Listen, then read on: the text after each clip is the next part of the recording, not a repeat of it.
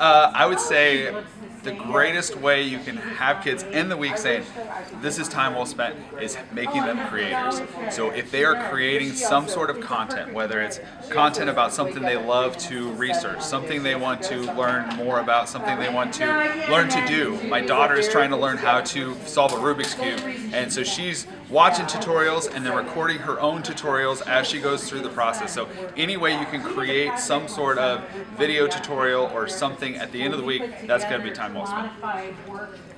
I like a program called Tinkercad because I'm into 3D printing and also like computer drafting stuff. So Tinkercad, you can do like circuitry things and demos and make stuff.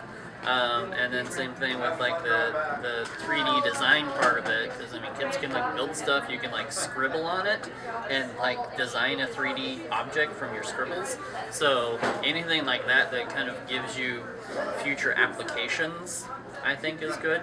I would say make sure kids know how to have fun not on a screen, so like make them go outside and figure out how to enjoy being bored. You know, like climbing trees and stuff, and all of those enjoyable things. There's all kinds of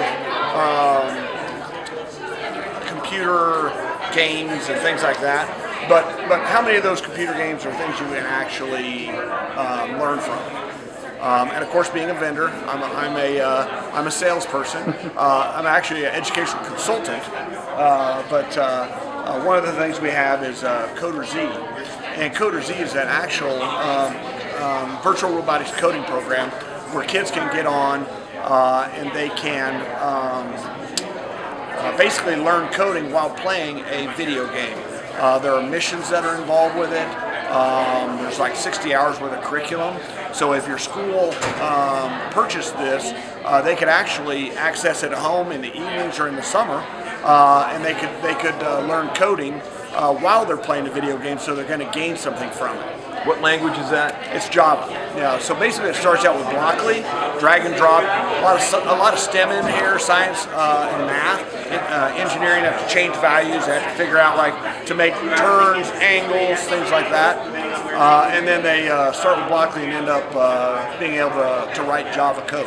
It's a any kind of tool that maybe we'll work on some coding, some design thinking, kind of problem solving, maybe a site like code.org, Hour of Code, where you don't necessarily need like a device or a third party, like a robot or a drone or something. If you just had internet access, if you do or are fortunate enough to, you know, maybe you could, if you had a Dash robot, or maybe you have a drone, maybe your kid already has a drone that they're playing with, you could find some challenges and things that actually aren't just flying it around your yard, where you could, our kids could think about from beginning to end how we do some problem solving, those sort of things. So I would recommend, if you are wanting or going to have your kid use some technology during the summer, something like that where we are doing some coding skills or some programming, that might be a useful skill as they move forward, and send your kids outside to play.